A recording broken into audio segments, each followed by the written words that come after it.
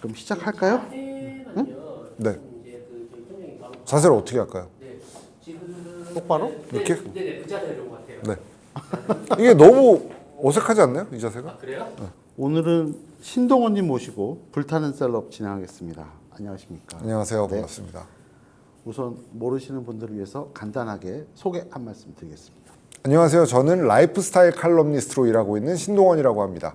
라이프스타일 칼럼니스트라는 직업이 좀 생소하실 수 있는데 저는 뭐 자동차 혹은 전자제품, 음식, 옷 이런 여러 가지 것들을 다루는데요. 말하자면 의식주와 관련된 모든 것들을 다룹니다. 왜냐하면 어느 하나에만 관심을 둘 수가 없잖아요. 보통 자동차 기자라고 하면 자동차만 다루는 경우가 많은데 저는 자동차를 다룰 때 자동차를 타고 어딜 가느냐, 자동차에서 무엇을 하느냐도 상당히 중요하다고 생각해서 자동차 외에도 자동차에 탈 때 입는 옷, 자동차를 타고 먹으러 가는 음식, 자동차를 타고 구경하러 가는 장소까지 모두 아우르는 그러니까 라이프스타일 전체를 다루는 기자가 돼야겠다라는 의미로 라이프스타일 칼럼니스트라고 이름 짓고 일하고 있습니다.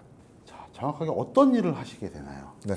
사실 칼럼니스트라는 게 컬럼을 쓰는 사람이거든요. 저는 지금도 제 직업이 뭐냐라고 하면 글 쓰는 사람이라고 이야기를 많이 해요.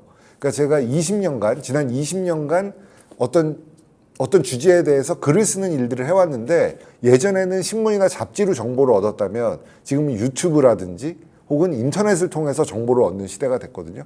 그래서 글을 쓸 기회는 사실 좀 줄어들고 있고요. 지금은 유튜브를 메인 플랫폼으로 삼고 있습니다. 그래서 유튜버라고 하면 사실 아직도 유튜버를 아마추어리즘으로 생각하시는 분들이 있어요.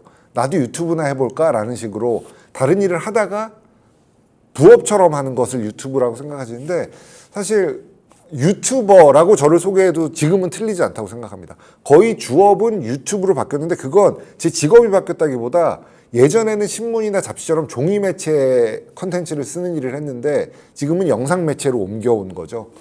그리고 제가 어떤 제품에 대해서 소비자들에게 정보를 주듯이 어떤 인사이트를 요구하는 기업들도 있어요. 그래서 기업들 대상으로 컨설팅을 하는 일도 같이 진행하고 있습니다.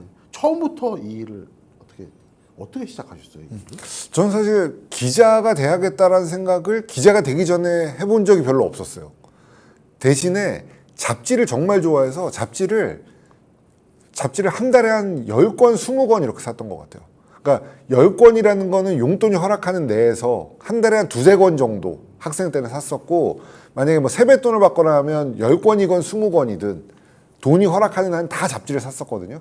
근데 그 이유가 뭐냐면 관심 있는 분야가 너무 많아서 그러니까 뭐 자동차, 옷, 모터사이클, 총, 플라모델, 뭐 스케이트보드, 서핑, 뭐 이것저것 할 것 없이 관심 있는 분야가 너무 많아서 잡지를 사 모으는 게 제 취미였어요.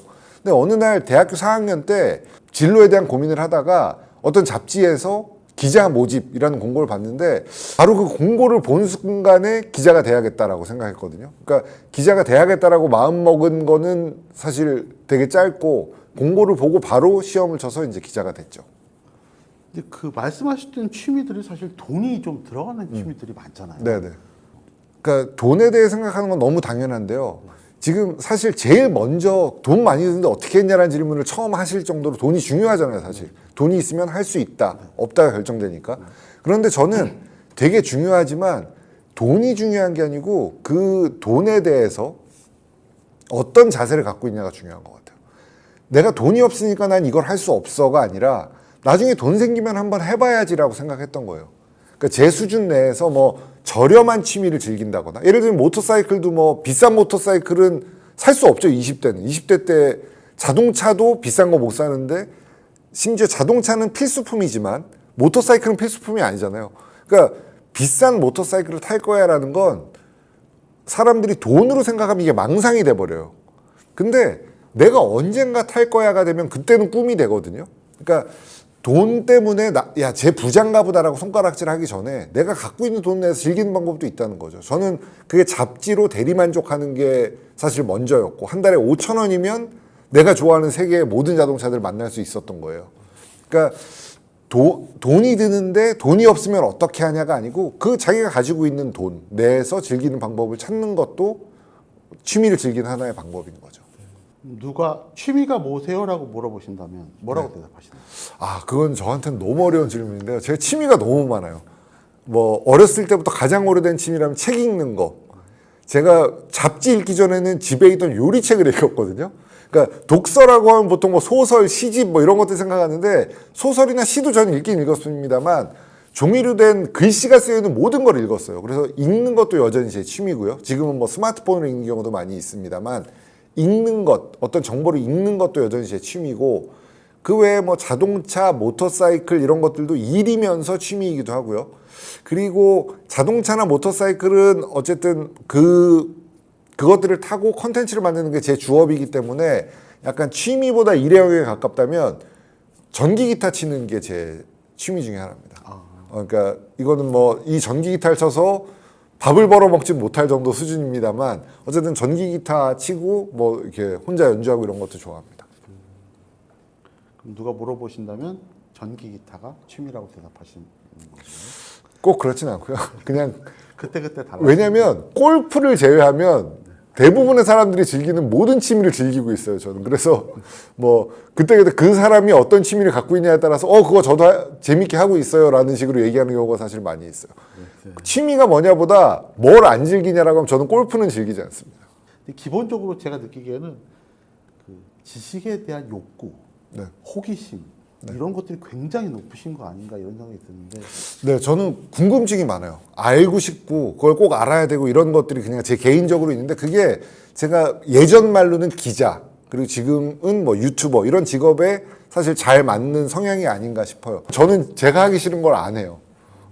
그러니까 그게 직장 다닐 때는 상당히 안 좋은 말도 안 되는 건데 어떻게든 안 한다라고 하면 약간 뺀질거린다라고 해석할 수도 있는데 저도 제가 뺀질거리는 사람인 줄 알았어요. 근데 사실은 제가 하기 싫은 것, 그러니까 안 하고 싶은 것만 배제하고 제가 하고 싶은 것 쪽으로 돌려주면 저는 누구보다 열심히 하더라고요. 그러니까 뭐 밤잠 안 자고 퇴근 안 하고 일할 정도로 열정이 넘쳐요. 아직 제가 지금 나이가 우리나라 나이로 50살인데 50살에도 그게 아직 남아있는 거 보면 그러니까 저는 제가 하고 싶은 걸 정말 잘하는 사람이에요. 뭐 여러 가지를 다루시지만 일단은 뭐 자동차 얘기부터 시작을 해야 될 것 같아요. 자, 최고의 자동차는 어떤 거죠? 타보셨던 것 중에? 최고의 자동차 되게 어려운 질문입니다. 저는 대한민국에서 근 10년간 유일하게 F1 머신을 운전해 봤어요. 저밖에 없습니다. F1 머신 타본 사람이 근 10년간 저밖에 없어요. 그 이전에는 계셨어요. 왜냐하면 우리나라 한진해운이 F1의 스폰서를 하던 시절이 있었기 때문에 그 당시 아마 조수호 회장님께서 운전해 보셨을 거라고 추측하고 있습니다. F1 머신 운전해 봤고요. 그리고 가격으로 따지면 부가티의 시론이라고 하는 100억 원 정도 하는 150억 원 정도로 아마 추정되고 있어요. 현재 가격이. 그 차까지도 제가 운전해 봤는데 F1 머신과 판매되는 차 중에 가장 비싼 부가티 시론을 둘 다 타본 사람은 대한민국 역사상 저밖에 없어요. 물론 그 외에 다른 뭐 슈퍼카라든지 그런 것들도 다 타봤는데 그 중에서 최고의 차가 뭐냐라고 물으신다면 한 대 꼽을 수는 없고요. 세 대를 꼽겠습니다. 첫 번째 폭스바겐 골프고요. BMW 3 시리즈 그리고 포르쉐 911입니다. 간단하게 설명을 좀 해주셔야겠어요. 폭스바겐 골프는 사실은 세계에서 가장 많이 팔린 차 중에 하나예요. 그러니까 유럽에 가면 우리나라로 치면 뭐 소나타처럼 누구나 탈 수 있는 차예요. 그런데 비싼 차도 아니고 누구나 타는 차인데 말하자면 보편적인 차죠. 누구나 만족할 수 있는 차예요. 그런데 매니아가 있어요. 보편성과 매니아는 다른 얘기잖아요. 정반대인데 이 차는 묘하게도 그 둘을 다 가지고 있어요. 누구나 탈 수 있는 보편성도 가지고 있지만 운전을 했을 때 재미 같은 것도 느낄 수 있다는 거죠. 그러니까 가격이 저렴한 차임에도 불구하고 타고 있으면 이 차는 정말 잘 만들었다, 명품이다라는 걸 느낄 수 있는 차예요. 그래서 골프 좋아하고요. BMW 3 시리즈는 제 이상향에 가깝습니다. 제가 판단하는 가장 좋은 차가 BMW 3 시리즈예요. BMW 3 시리즈는 사람들이 고급차라고 여기는 경향이 있는데 고급차이기 이전에 스포츠 세단이라는 영역을 만든 차라고 봐야 돼요.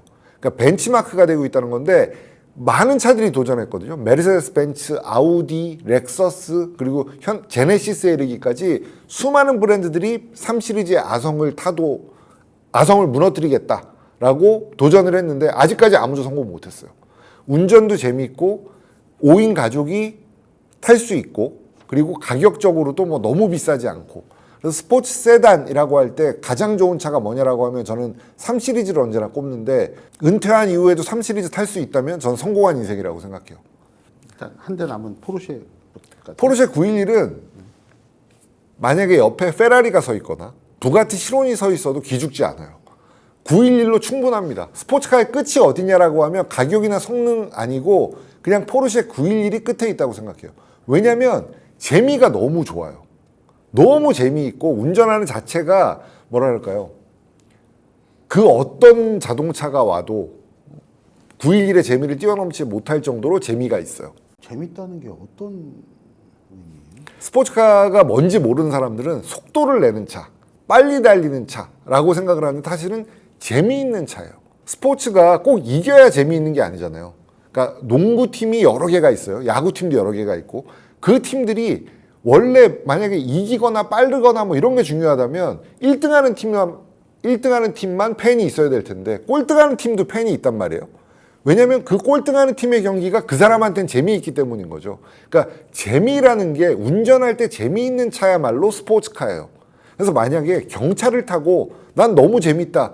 그러면 그 사람은 경차를 스포츠카로 쓰고 있는 거예요. 그러니까 스포츠카란 장르는 뭐 출력이 몇 마력 이상, 최고 속도 몇 킬로 이상이어야 스포츠카가 되는 게 아니고 스포츠성을 가지고 있으면 스포츠카예요. 그런데 911은 사실 엔진이 뒤에 실려 있잖아요.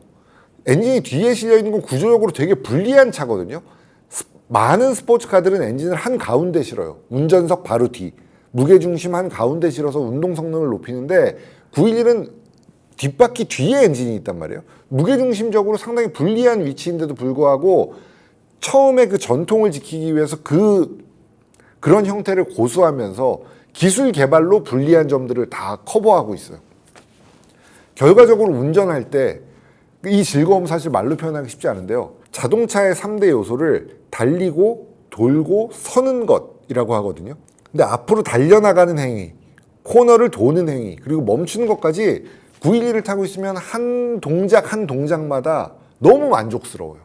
그러니까 911 이상의 차들, 뭐 성능이 더 좋은 차, 더 비싼 차들 많이 있는데 911보다 재미있냐라고 한다면 뭐 어떤 면에서는 더 재밌기도 하고 그런데 뭐가 제일 재밌냐 그러면 사실은 911이 제일 재미있었던 경우가 많았던 것 같아요. 왜냐면 뭐 그 이상의 차들, 뭐 페라리라든지 람보르기니 같은 차들도 물론 재미있습니다만 가격이 너무 비싸다든지 혹은 너무 시끄럽다든지 사실은 디자인도 우리가 감상할 때는 되게 장점이지만 그 차 지하 주차장에 넣어놓고 나면 약간 남들 시선 너무 받아서 좀 창피할 수도 있거든요. 근데 911은 그 경계에 있어요. 그러니까 911을 주차장에 세워놓고 있어도 뭔가 창피한 정도는 아닌 그냥 딱 멋있는 정도까지만 간. 그래서 뭐랄까요, 좀 절묘하달까요? 그래서 그 세대를 저는 가장 좋은 자동차로 꼽고 있습니다. 대부분 차를 샀을 때 제일 두려워하는 게 그 소리 안 듣는 거거든요. 그 차 살 바에는 이걸 사지. 이게 국산차가 그런 얘기를 지금 많이 듣고 있는 현실인데 어때요? 국산차의 지금 현실과? 저는 사실 제가 쓴 책이 있습니다. 그 남자의 자동차라는 책이 있는데 그 책이 사실 자동차 관련 서적 중에 운전면허 시험집 다음으로 많이 팔린 책이거든요, 우리나라에서. 근데 그 책에 보면 그게 한 10년이 넘었습니다만 그 책에 보면 나는 한국차가 싫어요라는 챕터가 있어요. 그러니까 한국차가 그 당시에 재미없다. 그리고 어딘가에서 베껴왔다. 뭐 이런 여러 가지 이유 때문에 나는 한국차가 싫다라는 글을 썼는데 그러니까 사실 한국차가 싫다라기보다는 한국차 이런 거 바꿔야 된다라는 내용의 글이었죠. 그런데 사실 이제 개정판을 쓴다 그러면 그 챕터는 드러내야 됩니다. 왜냐하면 현실과 맞지 않아요. 한국차가 지난 10년 사이에 너무 발전했어요. 세계적으로 봐도 디자인은 사실상 세계 탑 클래스 올라갔다고 봐야 되고요. 성능으로 봐도 세계에서 2류 정도는 됩니다. 왜냐면 옛날에 3류였거든요. 근데 지금은 10년이 지난 지금은 2류 정도는 돼요.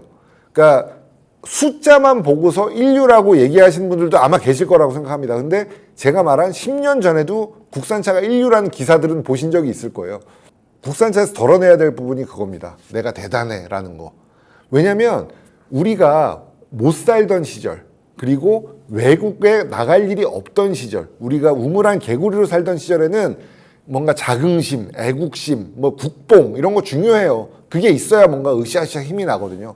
근데 지금 2022년의 대한민국은 세계 1류 국가거든요. 국가로 치면. 왜냐면 K-팝, K-드라마 이런 문화적인 것 덕분에 우리나라는 1류 국가가 됐어요. 외국에 나가서 지금 어느 누구도 중국 사람이냐, 일본 사람이냐, 한국 사람이냐 이렇게 물어보지 않아요.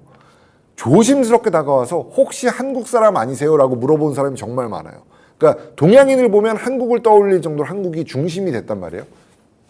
그러니까 그렇다면 이제는 뭐랄까요, 국뽕 같은 거 다 내려놓고 계급장 띄고 붙어야 될 시점이에요. 그래서 제가 이제 뭐랄까 좀 엄격한 잣대로 봐야 된다는 거죠, 자동차도. 그래서 디자인은 1류, 성능은 아직 2류라는 게 뭐 나쁘다는 의미 아니고, 왜냐면 그 밑에 3류, 4류, 5류 뭐 많이 있으니까요. 2류면 아주 잘하는 거죠.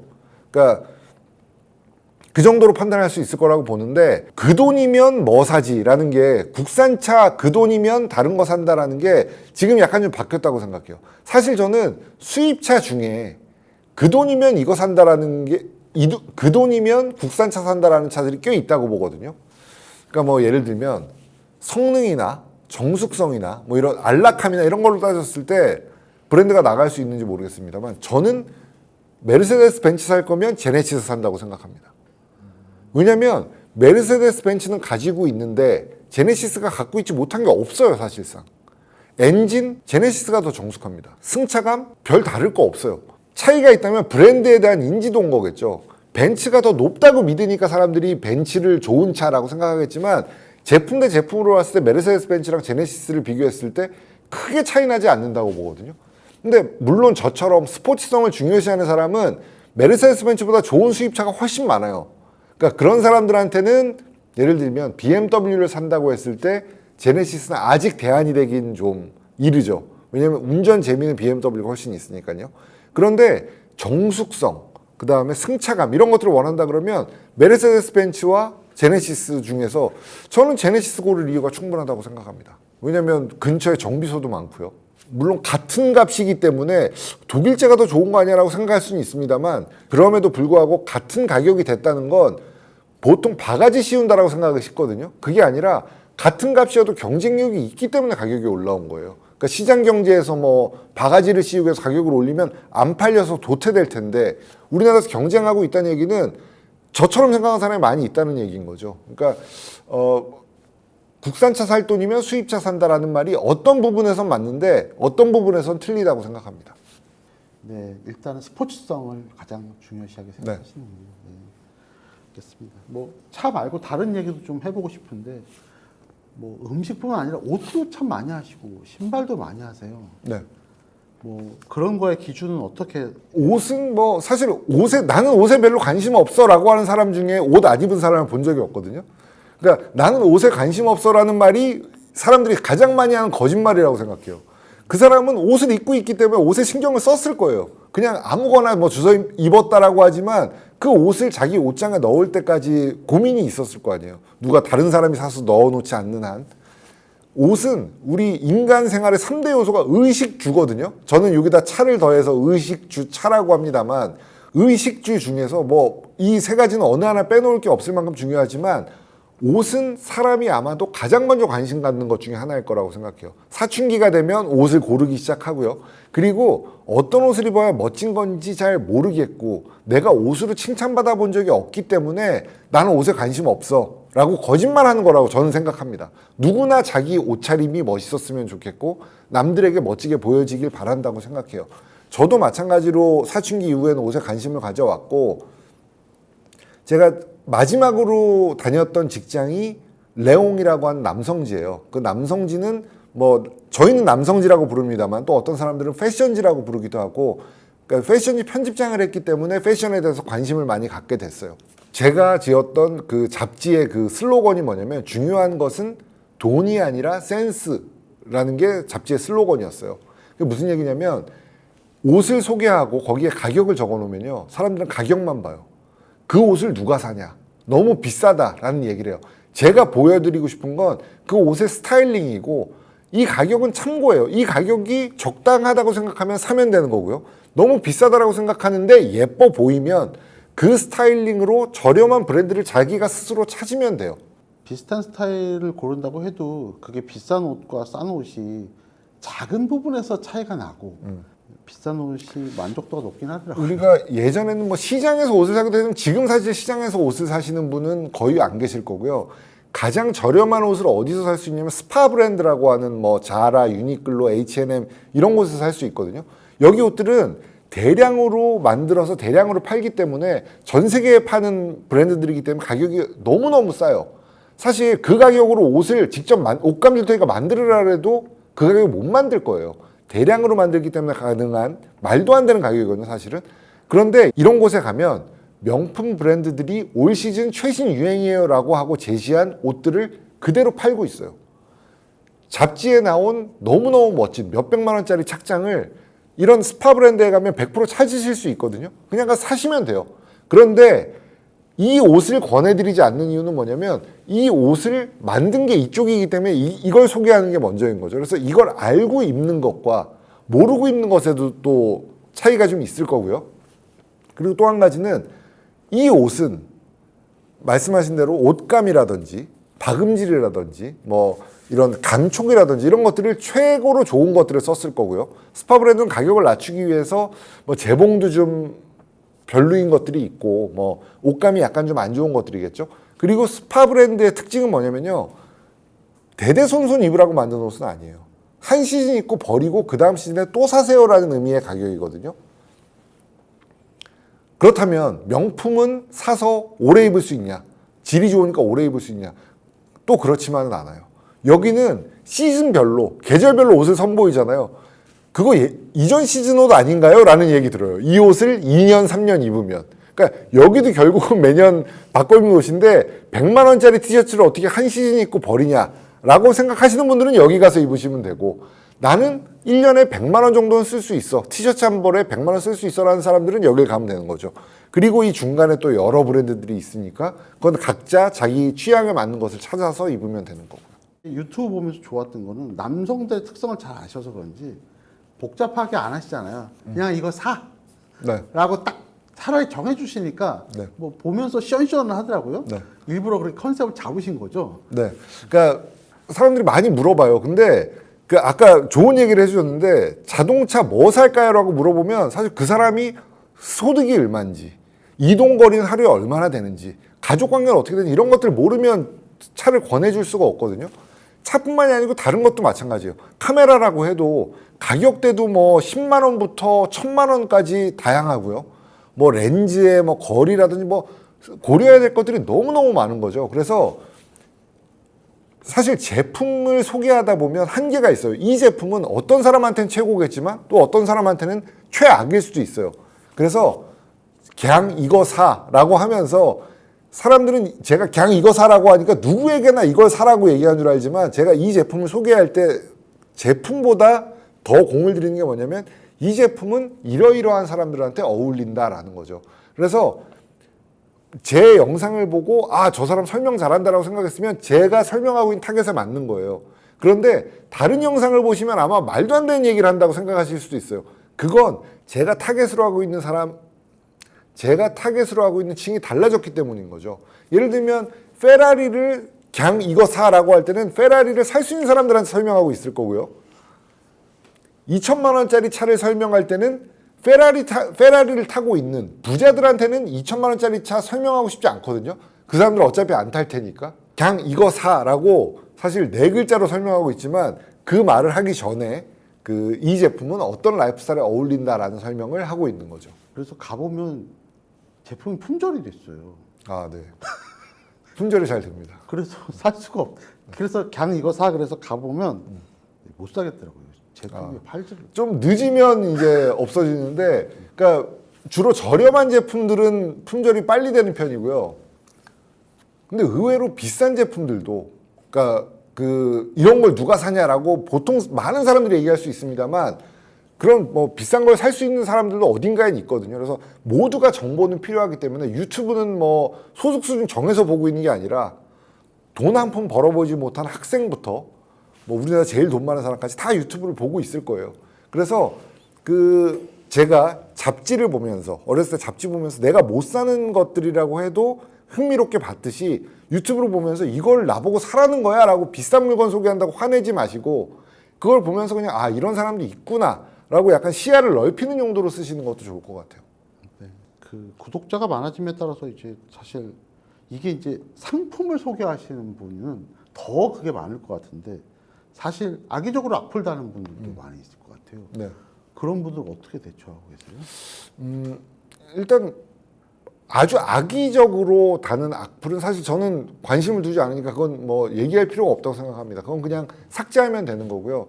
그러니까 악의를 품고 있는 사람에 대해서 우리가 생각해야 될 이유는 없다고 생각해요. 그런데 이게 악플인지 아닌지 좀 모호한 것들이 있어요. 제 경우에는 광고다라는 거거든요. 저도 광고를 많이 받고 있고 제 목표는 뭐냐면요. 제 모든 영상이 광고를 받는 게 제 목표입니다. 너무나 솔직하게. 왜냐면 광고를 많이 받으면 많이 받을수록 저는 좋거든요. 그런데 광고를 받았으니까 나쁜 얘기를 안 할 것이다. 혹은 거짓말할 것이다 라고 생각하는 건 물론 그런 사람들도 있을 수 있겠죠. 하지만 돈을 준다고 해서 거짓말을 할 생각은 없습니다. 그거는 뭐 제가 증명해 드릴 수 있는 방법은 없고요. 지금까지 오랫동안 봐온 구독자들은 아마도 그렇게 느끼실 수 있을 것 같고 제가 그냥 그렇게 제 혼자 지키면서 사는 수밖에 없는 거거든요. 근데 뭐 예를 들어서 이런 건 있을 수 있겠죠. 제가 이 차가 좋다고 했어요. 그런데 광고를 받았어요. 근데 어떤 사람은 싫을 수 있어요. 근데 그게 광고를 받았기 때문에 싫은 거냐는 아니잖아요. 그 둘의 취향이 다른 거지.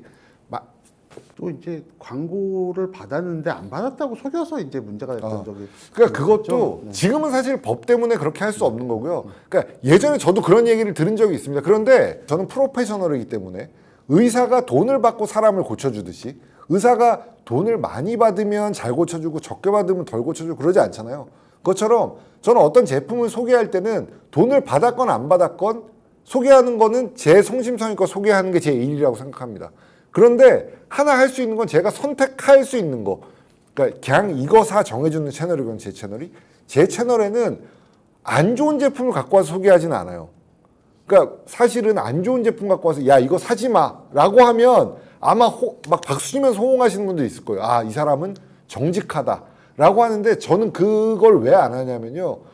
나쁜 제품을 굳이 소개할 이유가 에너지를 쓸 필요가 없는 거죠. 그러다 보니 좋은 제품만 소개하는 거고 그 좋은 제품이 만인에게 좋다는 건 아니고 그 영상 속에서 이 제품이 어떤 사람한테는 좋을 것이다 라고 설명을 하는 거고요. 근데 사실 요즘은 좀 욕심이 생기기도 합니다. 그 이거 사지 마 채널을 하나 만들어 볼까 좀 욕심도 나긴 해요. 왜냐면 왜 한창 왜 SNS로 광고로 쫙 광고비를 많이 쓰는 제품들 중에 정말 말도 안 되는 제품들이 정말 너무 많으니까. 네. 제가 지키고 있는 건 제가 개인적으로 지키고 있는 건 거짓말은 하지 말자예요. 그러니까 안 좋은 걸 돈을 받았다고 해서 좋다고 하지는 말자. 혹은 나는 별로지만 이거 어떤 사람한테 맞을 것 같아 라는 건 할 수 있어요. 그건 소개할 수 있어요. 왜냐하면 제가 안 쓸 거더라도 이 사람한테 정말 좋을 것 같다 라고 하면 쓸 수 있는데 누구한테 좋을지 전혀 모르겠는 제품들도 있어요. 그런 제품들은 소개하지 말자라는 게 제 철학인 거죠. 그러니까 아마도 그 대머리 낫게 하는 무슨 뭐 어떤 의료기기 뭐 이런 거를 제가 소개하는 일은 아마 앞으로도 없을 거라고 생각합니다. 유튜브 제목을 박스까남으로 이렇게 지으셨잖아요. 왜 박스까남으로 지으셨어요? 제가 원래 블로그를 할 때 필명이 까남이었어요. 왜 까남이냐면 그 자동차에 대해서 이야기를 할 때 자동차의 뭐 성능, 디자인 뭐 이런 것들에 대해서 얘기할 수도 있습니다만 많은 사람들이 야, 그 차 타면 여자들이 줄을 서냐? 이런 거 궁금해해요. 그러니까 어떤 이성을 그 유혹하는 도구로서의 자동차. 그거 사실 무시할 수 없는 얘기거든요. 그 공작새가 이렇게 아무 필요 없는 깃털을 펼쳐서 이성을 유혹하듯이 차로 이성을 유혹한다는 게 비난받을 일은 아니에요. 많이들 그 용도로 사용하고 있고. 그래서 그런 얘기들을 해보자라는 게 제 그 처음에 까진 얘기를 하자라는 의미로 까남이라는 이름을 지었는데 중의적이게도 제가 뭐 어떤 제품 소개를 하는 일들이 많이 있는데 우리가 신제품을 샀다라는 얘기할 때 박스 깐다라는 표현을 많이 하잖아요. 그래서 중의적인 의미로 운 좋게도 제 필명 까남이 신품을 샀다라는 의미의 박스 까다라는 것과 이제 맞닥뜨려서 박스 까남으로 정하게 된 거죠. 유튜브 채널 하시면서 가장 신경 쓰는 부분은 어떤 거세요? 가장 신경 쓰는 부분이요. 제품을 선정할 때. 제품 선정할 때 네. 설명하기 되게 어려운데요. 모든 제품 선정 제가 합니다. 네. 뭐 제가 거절하는 제품들은 그 구독자들이 볼 수가 없으니까 어떤 제품이 거절당하는지 모르실 텐데, 돈을 줘도 안 된다, 이거는 우리 채널에 안 맞는다라고 거절하는 것들도 생각보다 많이 있습니다. 사실 그건 말이 안 되는 일이거든요. 돈을 주겠다는데 돈을 마다한 거예요. 그건 광고를 뭐 마다한 게 아니라 돈을 마다하는 이유가 뭐냐면 딱 한 가지예요. 이 기준은 되게 아주 주관적인 건데, 독단과 편견의 잣대인데요. 내가 그걸 들었을 때 창피하냐 안 하냐, 그겁니다. 아주 이 기준이 모호하죠. 그런데 제가 기준으로 삼을 수 있는 가장 정확한 잣대는 저밖에 없는 거예요. 제가 지난 20년 동안 물건을 리뷰하는 일을 직업으로 가져왔었고, 그때 다져진 감이야말로 믿을만하다라고 판단해서 제가 그 제품을 들었을 때 이게 좋냐 나쁘냐, 그냥 제 눈이 가장 중요한 잣대가 되는 거죠. 근데 물론 그게 제가 지금 독단과 편견이라고 말씀드렸는데, 진짜 독단과 편견이 되면 아무와도 공감받지 못하는 게 달나라로 가버릴 수 있거든요. 그래서 이 그 캘리브레이션이라 그러죠.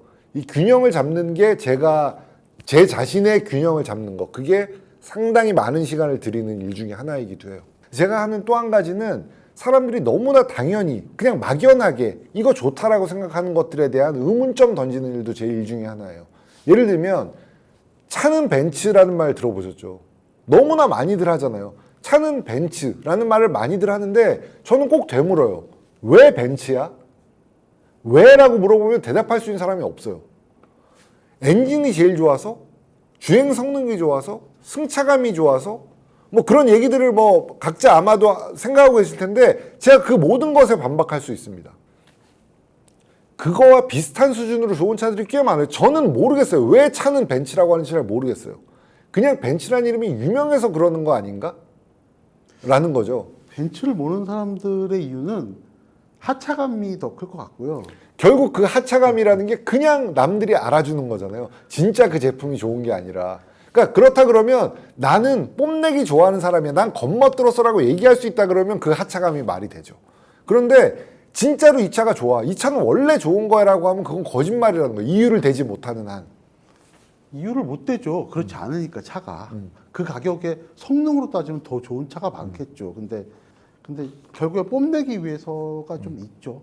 그러니까 뽐내기 위해서라는 게 뭐 우리가 차를 살 때, 혹은 옷을 살 때, 혹은 식당을 갈 때도 그 되게 중요한 요소 중에 하나이긴 해요. 어떤 되게 비싸고 화려한 식당에 들어갈 때 문을 열고 들어가는 내 모습을 스스로 이제 뽐내기 위해서 간다고 해도 거짓말 아니거든요. 몰래 뭐 이렇게 숨어서 식당 들어가지 않는 한은 뭐 여기에 내 사랑하는 사람을 데리고 이런 멋진 식당에 들어간 내 자신이 멋져 보이는, 그것도 뭐 중요한 이유 중에 하나입니다. 중요한 이유 중에 하나인데, 그것만 가지고는 좀 우리가 흔히 말하는 뭐 졸부라든지 겉멋들었다라는 데서 자유로울 수가 없는 거죠. 그러니까 물론 그것들도 배제할 수는 없습니다만 그 본질에 대해서도 알아야 그 선택이 더 빛이 난다라는 얘기를 하고 싶은 거죠. 마지막으로 그러면 이제 못하신 말씀이나 마무리하실 인사 하시면서 인터뷰를 마치겠습니다. 네. 저도 계획을 세우다 보면 앞으로 10년 후, 20년 후에 무슨 일을 할까라는 생각을 하게 되는데, 분명히도 아마도 확실하게도 저는 10년, 20년 후에도 지금과 같은 일을 하고 있을 거라고 생각합니다. 제가 10년 전, 20년 전에도 일을 했던 것처럼요. 아마도 저는 좋은 물건을 찾고 내 취향을 찾는데 게을러지지 않을 것 같고요. 그것들을 찾는 대로 여러분들과 그 시대에 맞는 어떤 매체를 통해서 만나는 일을 하게 될 것 같아요. 그래서 앞으로도 잘 부탁드리고, 우리 모두 각자의 취향을 찾고 인생을 즐기는데 도움이 되셨으면 좋겠습니다. 감사합니다. 네, 수고하셨습니다.